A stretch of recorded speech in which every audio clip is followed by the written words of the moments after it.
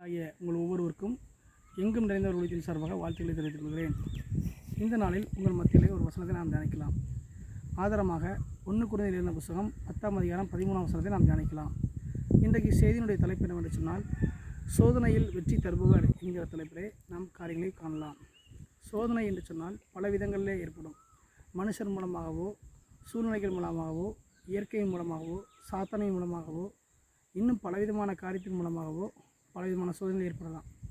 இந்த சோதனை ஏற்படும் பொழுது எல்லாருக்கும் சோர்வு தான் உண்டாகும், பின்மாற்றம் உண்டாகும், ஏன் வாழ்கிறோம் என்று சொல்லி பலவிதமான அங்கலாய்ப்புகள் ஏற்படும். இப்படிப்பட்ட ஒரு சில சோதனைகள்லாம் வாழ்க்கையில் வரும் பொழுது நம்ம துவண்டு போய் உடைந்து போய் உட்கார்ந்து விடுவோம்.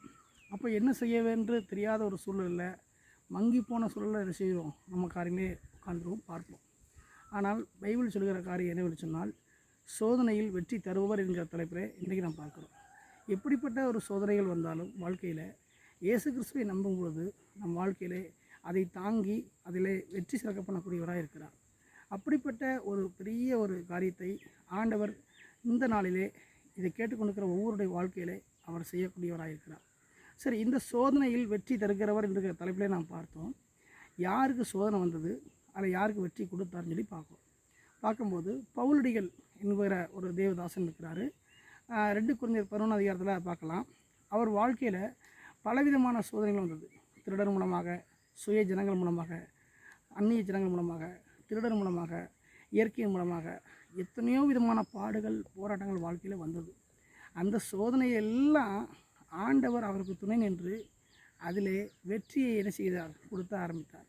இன்றைக்கு வசனத்தில் 1 கொரிந்தியர் 10, 11, 13 என்ன வாசிக்கிறோம்னா, உங்கள் திராணிக்கு மேலாக சோதிக்கப்படுவதற்கு அவர் இடம் கொடுக்காமல் அவைகளிலிருந்து தப்பித்துக்கொள்ள முடியான போக்கையும் வழியும் ஏற்படுத்துவார்ன்னு இருக்கு. அப்போ தப்பித்துக்கொள்ள முடியான வழியை உண்டாக்குவார்னு அர்த்தம். தப்பித்துக்கொள்ள முடியான வழியை உண்டாக்குவார்னா சோதனையில் வெற்றி தரக்கூடிய வழியை ஏற்படுத்துவார்னு அர்த்தம். அப்போ அப்படி விட்டுட்டு போகக்கூடியவரா இல்லை, சோதனையில் தப்பித்துக்கொள்ளக்கூடிய வழியை போக்குவார் அப்படின்னா சோதனையில் வெற்றியை கொடுப்பார்னுங்கிறது தான் அர்த்தம்.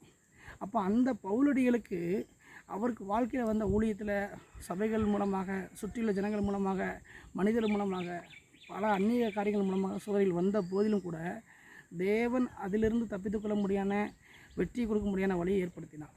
அப்போ இதை கேட்டுக்கொண்டிருக்கிற, பார்த்து கொண்டிருக்கிற ஒவ்வொரு தேவ பிள்ளைகளும் தெரிந்து கொள்ளக்கூடிய ஒரு விஷயம் என்னவென்று சொன்னால், ஊழியமாக இருக்கலாம், குடும்பமாக இருக்கலாம், தனிப்பட்ட காரியமாக இருக்கலாம், சொந்த ஜனங்கள் மூலமாக இருக்கலாம், பல விதமான பிரச்சனைகள் இருக்கலாம். எப்படிப்பட்ட பிரச்சனை வந்தாலும், சோதனைகள் வந்தாலும், சோதனையில் வெற்றி தருகிறவராக இருக்கக்கூடிய இயேசு கிறிஸ்து இன்றைக்கு உங்களுக்கு வெற்றி கொடுக்கக்கூடியவராக இருக்கிறார். அந்த சோதனையில் வெற்றி தந்து பவுலை நடத்தி அவர் அற்புதங்களை செய்தவர் இன்றைக்கு உங்கள் வாழ்க்கையில் மிகப்பெரிய வெற்றியை தரக்கூடியவராக இருக்கிறார். ஆகவே தான் சோதனையில் வெற்றி தருகிறவர் என்கிற ஒரு தலைப்பை நாம் பார்த்தோம்.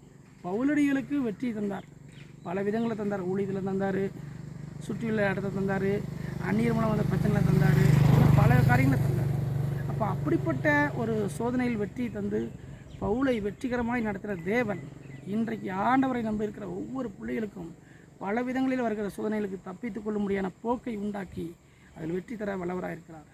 எனவே இதை கேட்டுக்கொண்டிருக்கிற ஒவ்வொரு வாலிப சகோதர சகோதரிகளும், ஒவ்வொரு தேவ பிள்ளைகளும் தெரிந்து கொள்ளக்கூடிய விஷயம் என்னவென்று சொன்னால், சோதனையில் வெற்றி தரக்கூடிய இயேசு கிறிஸ்து இருக்கிறார் என்பதை புரிந்து கொள்ள வேண்டும்.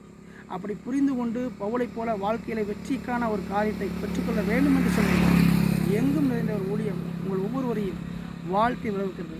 ஆமேன், ஆமேன்.